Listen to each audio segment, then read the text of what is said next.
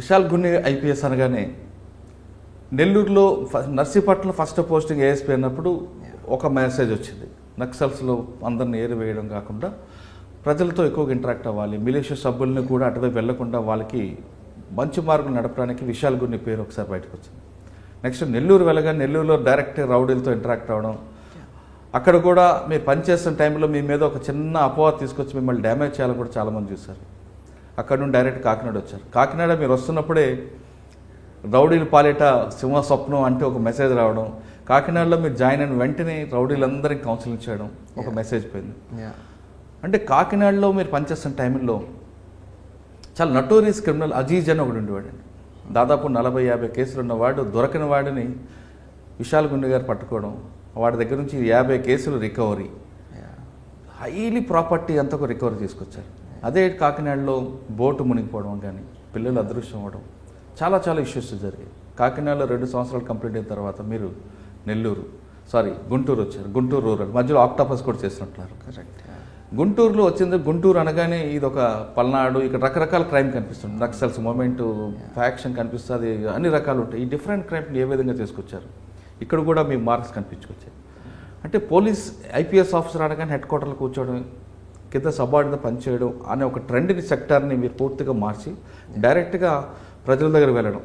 అంటే దీనివల్ల ఒక ప్లస్ కనిపిస్తుంది, ఒక మైనస్ కనిపిస్తుంది. ప్లస్ పబ్లిక్కి డైరెక్ట్గా ఐపీఎస్ ఆఫీసర్కి వెళ్ళాం అనే ఒక మెసేజ్ వస్తుంది. అంటే పోలీస్ వన్న ఐపీఎస్ ఆఫీసర్ మా కోసమే ఉన్నాడు అనేది ఒక మెసేజ్ పోతుంది. కానీ మీ సిబ్బంది మాత్రం మా పని కూడా ఎస్పీ గారు చేయడం వల్ల మాకు పని లేకుండా పోతుంది, వాళ్ళు బాధపడుతుంటారు. ఇవన్నీ ఏ విధంగా మేనేజ్ చేసుకొస్తున్నారు? వాటితో పాటు కరప్షన్ ఎలిగేషన్ వచ్చినప్పుడు మీరు ఎలా ఫీల్ అవుతుంటారు? జనరల్గా ఇంత పని చేస్తున్నప్పుడు పబ్లిక్ కోసం రెగ్యులర్గా కరప్షన్ అనగానే కొంచెం మనసు బాధ అనిపిస్తుంటుంది. ఆ ఎలిగేషన్ చూడడం మీరు ఎంత మానసిక క్షోభకు గురయ్యేవారు? ఈ ప్రశ్న సమాధానం చెప్పే ముందు విశాల్ గున్ని గారి కుటుంబ నేపథ్యం, ఐపీఎస్ అవ్వాలని మీ కళలు ఏ విధంగా సాకారం చేసుకున్నారు? బేసికలీ అండి, వాట్ ఐ ఫీల్ ఇస్ ప్రతి ఒక్క పోస్టింగ్లో ఛాలెంజెస్ ఉంటాయి. సో మీరు నర్సీపట్నం అన్నారు. సో నర్సీపట్నం నుంచి, నర్సీపట్నం కన్నా ముందు ఒకసారి మీ ఫ్యామిలీ బ్యాక్గ్రౌండ్. యా అండి. So basically my father he retired as a joint director with the government of Karnataka. So my grandfather also was in the freedom movement. So he was in the Quit India movement. He was also a public representative for 20 years, my grandfather. Right. So my mother is a housewife. Then I have a wife who works with the government of India again. And then I have 2 kids. So I have a younger brother who is into business. So it's a small family. At the same time, ఈ యొక్క family బాధ్యతలతో you need to keep in mind the fact that every posting brings with it challenges. ప్రతి ఒక్క పోస్టింగ్లో చాలా చాలా challenges ఎదుర్కొంటుంటాము. Narsipatnam నుంచి start చేస్తే మీరు చాలా వెనక్కి వెళ్ళిపోయారు. సివిల్స్ రాకముందు ఏం చేశారు? సివిల్స్ రాయాలని మీ ఆలోచన వెతుకుచ్చింది, దానికోసం ఎంత కష్టపడ్డారు? అంటే నేను ఎడ్యుకేషన్ మొత్తం బెంగళూరు అండి. So I studied history, economics and political science in Bengaluru, Saint Joseph's కాలేజ్లో. దాని తర్వాత ఢిల్లీకి వెళ్ళాను. ఢిల్లీ స్కూల్ ఆఫ్ ఎకనామిక్స్లో మాస్టర్స్ చేసిన వెంటనే స్టేట్ ట్రేడింగ్ కార్పొరేషన్ అని ఒక కంపెనీ ఉంది, గవర్నమెంట్ ఆఫ్ ఇండియా వాళ్ళు. సో అక్కడ క్యాంపస్ రిక్రూట్మెంట్ జరిగింది. So had a very good package and it was very nice. But అదే సివిల్స్లో రాయాలి, ఏదో ఒక మార్పులు తీసుకురావాలని ఒక ఉద్దేశంతో I tried civil services and I got in. అక్కడ ఎస్టీసీలో, స్టేట్ ట్రేడింగ్ కార్పొరేషన్లో before I could enter, I joined civil services and entered Indian police service. Right sir. అంటే సివిల్స్లో మీరు ఏ ఆప్షన్ తీసుకున్నారు? ఎన్ని గంటలు కష్టపడితే మీరు గోల్ రీచ్ అయ్యారు? సివిల్స్లో అప్పుడు we had this 2 option pattern. నేను సోషియాలజీ తర్వాత పబ్లిక్ అడ్మినిస్ట్రేషన్ తీసుకున్నాను. రైట్. సో ఇది ఒక చాలా టెక్నికల్ క్వశ్చన్ అండి, ఎన్నిసేపు చదవాలి. మొన్న కూడా ఎక్కడో ఏదో వేదిక మీద మాట్లాడుతున్నప్పుడు కూడా చెప్పాను, 10 గంటలు చదివితే ఒక ఐపీఎస్ అయిపోతాను, ఐఏఎస్ అయిపోతుండే కాదు. ప్రతి ఒక్క ఆఫీసరు, ప్రతి ఒక్క ఇండివిజువల్ ఎవరెవరు తయారీ చేస్తున్నారు, ప్రతి ఒక్కరికి they have individual talent, individual hard work. ఇప్పుడు మీరు 1 అవర్లో నేర్చుకునేది నాకు 2 గంటలు కావాలి. అదేవిధంగా నేను 2 గంటలు నేర్చుకునేది మీరు హాఫ్ అన్ అవర్లో చదవగలుగుతారు. Right. So it is not about quantity, it is about quality అని చెప్తుంటాను. సిలబస్లో ఉన్నటువంటి ఎంత మనము మంచిగా దాని మీద పట్టు సాధించి మంచిగా చదువుకొని అర్థం చేసుకొని రేపు దాన్ని ఎగ్జామ్లో మనము రాయగలుగుతాం, దట్ ఈస్ ఎనఫ్.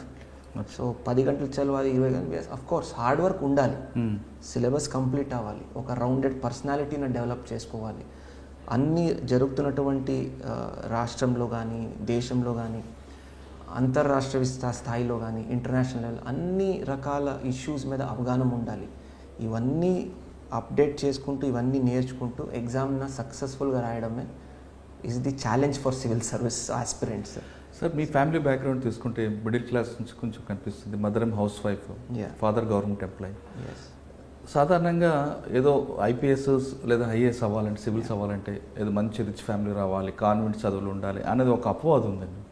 అది కరెక్ట్ అంటారా? లేదు మనకు మీరు ఇందాక చెప్పినట్లుగా మనం గోల్ రీచ్ అవ్వాలనుకుంటే దానికి ఒక ప్యాషన్ ఉంటే ఖచ్చితంగా రీచ్ అవ్వచ్చు. ఇది చాలా మంచి క్వశ్చన్ అడిగారండి మీరు. ఇప్పుడు చాలామంది స్టూడెంట్స్లో నాకు కొన్ని సామాజిక మాధ్యమాల్లో కూడా అడుగుతుంటారు, కలిసినప్పుడు కూడా అడుగుతుంటారు, సార్ మనము గవర్నమెంట్ స్కూల్లో చదువుకున్నాము, మన తెలుగు బ్యాక్గ్రౌండ్లో చదువుకున్నాము, can we crack civil services అని. ఎవరెవరు మీ ఈ ప్రోగ్రామ్ను చూస్తున్నారు, ప్రతి ఒక్క ఆస్పిరెంట్స్కి నేను చెప్పినట్టు ఏంటంటే, దయచేసి మీ బ్యాక్గ్రౌండ్ కానీ, మీ ఎకనామిక్ బ్యాక్గ్రౌండ్ కానీ, సోషల్ బ్యాక్గ్రౌండ్ కానీ ఎటువంటి సెలెక్షన్కి కనెక్షన్ లేవు. రైట్. మీరు కష్టపడి కృషి చేసి ఒక మంచి ఉద్దేశంతో ఆ లక్ష్య గురిన మనము సాధించాలని ఒక ధ్యేయంతో ముందుకెళ్తే 100% సక్సెస్ ఉంటుంది.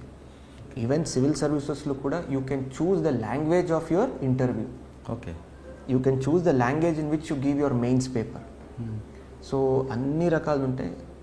ఒక సివిల్ సర్వెంట్ సివిల్ సర్వీసెస్కి వెళ్ళినప్పుడు యూపీఎస్సి 2-3 ఇంపార్టెంట్ ఇష్యూస్ చూస్తుంది. నెంబర్ 1, మీ పర్సనాలిటీ బ్యాలెన్స్డ్గా ఉందా, మీరు జరుగుతున్నటువంటి అన్ని ఇష్యూస్ మీద అవగాహన ఉందా, రేపు మీరు ఐఏఎస్ కానీ ఐపీఎస్ కానీ అయితే will you be able to be a good administration, will you be able to give good administration, మంచి ఒక అడ్మినిస్ట్రేషన్ ఇవ్వగలుగుతారా, మీ పర్సనాలిటీ బ్యాలెన్స్డ్గా ఉందా, రేపు న్యాయం చేయగలుగుతారా, ఏదైనా ఛాలెంజెస్ వస్తే దాన్ని ఎదుర్కొంటారా మీరు, will you be able to resolve them. ఇవన్నీ చూస్తారే తప్ప మీరు సోషల్ బ్యాక్గ్రౌండ్ నుంచి వచ్చారు, ఎక్కడి నుంచి వచ్చారు, ఏదని ఎక్కడ చూడరు. So work hard, stay focused and work very very hard. ఈ 2 ఉంటే చాలా చాలా సఫిషియంట్. మీరు చూస్తున్నారు ఐ డ్రీమ్ న్యూస్ ని. Please subscribe. I dreams.